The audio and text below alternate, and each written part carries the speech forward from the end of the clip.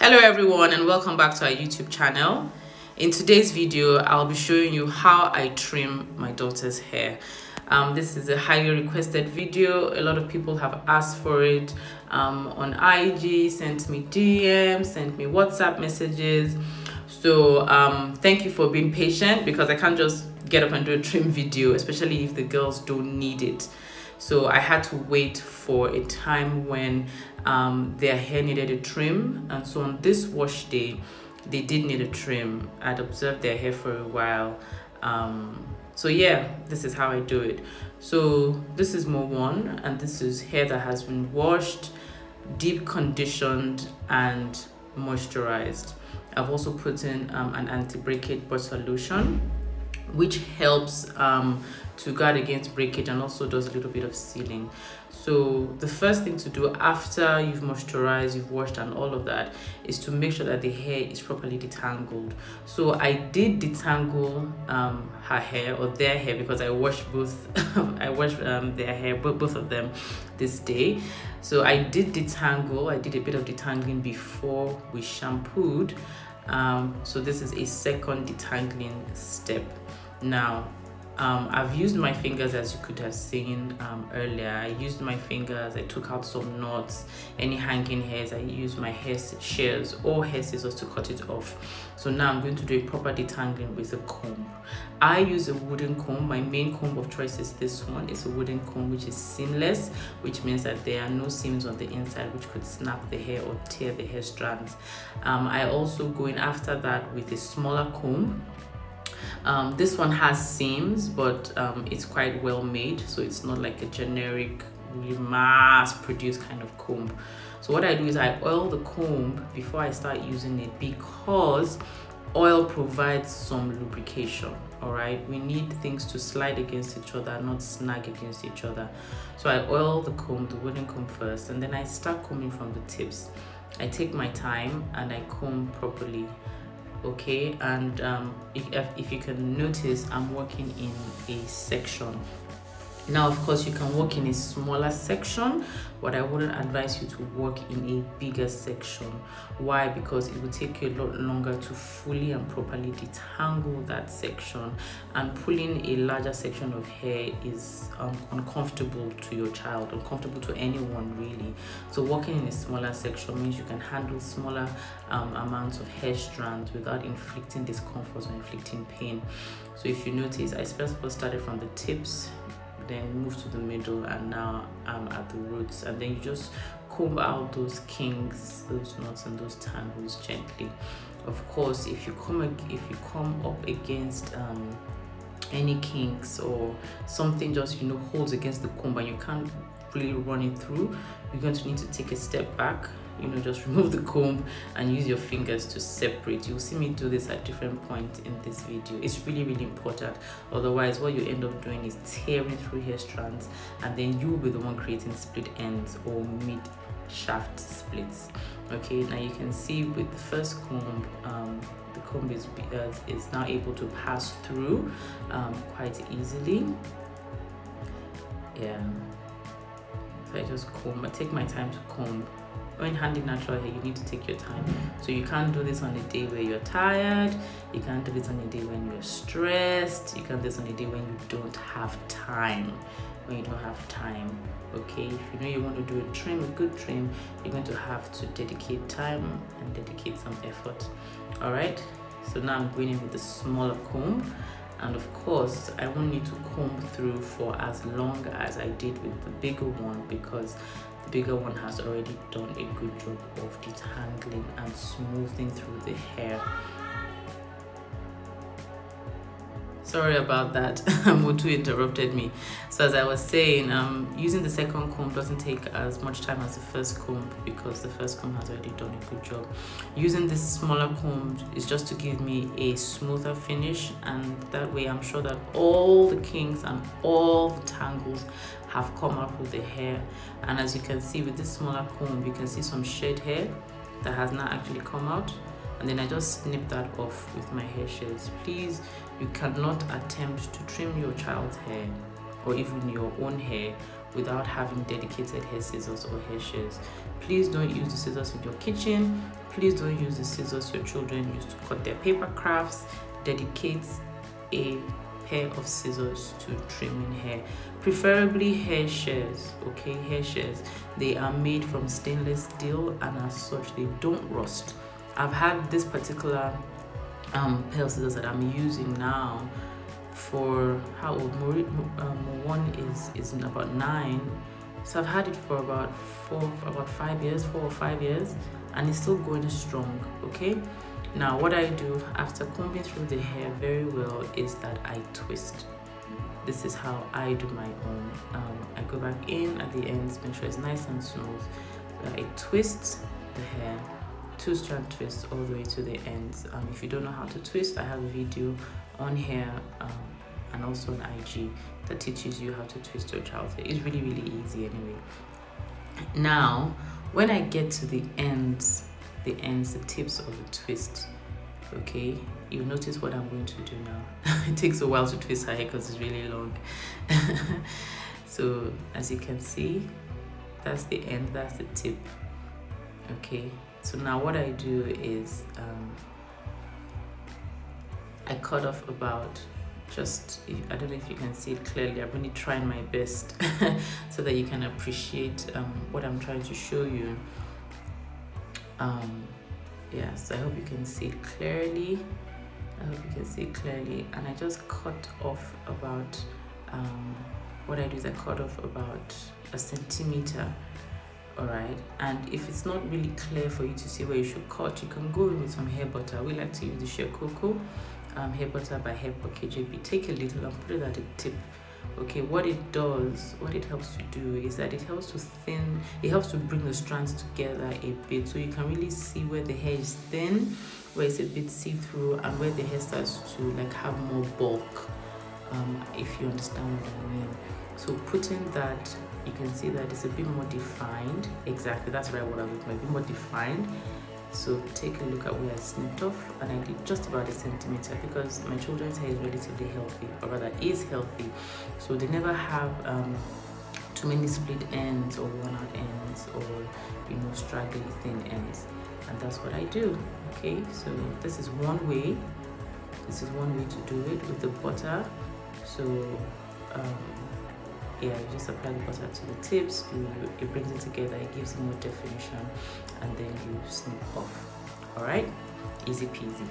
Another way to do it, especially maybe if your child's hair is maybe low porosity, or it has fine strands, and you don't necessarily want to use a hair butter, okay, because it may weigh the hair down.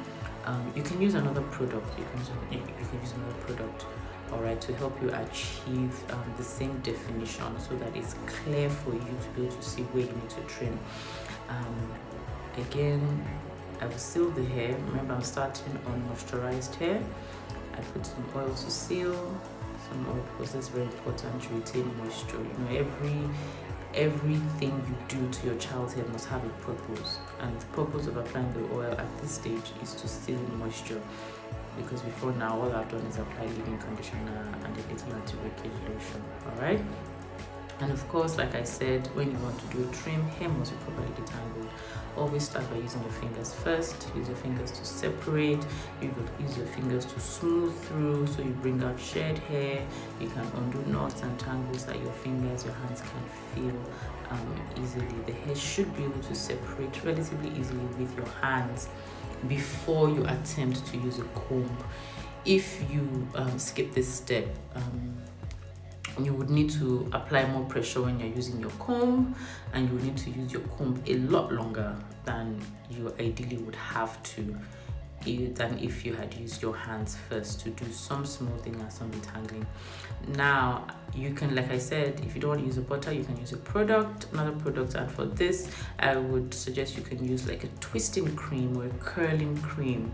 Okay, this one is a twist and curl pudding, so it's like a twisting cream, but the consistency is not creamy. The consistency is more like slime. It's like slime, like gooey slime, but it's a really good product by African Naturalistas. okay, and it provides a lot of slip and also provides a really good amount of definition. All right, so I take some on my palm and then I work it through the hair, and immediately the hair just comes together. It's so soft, it's lush, it's yummy, and then begins to get defined. So you work in whatever product of choice you want to use, so whichever one you use. If you have one on hand that maybe is in a cream form or a creamy formula, that's fine. The important thing is to use a product that gives a bit of definition. Again, we will go through with our first comb, okay, and we'll also go through with our second comb.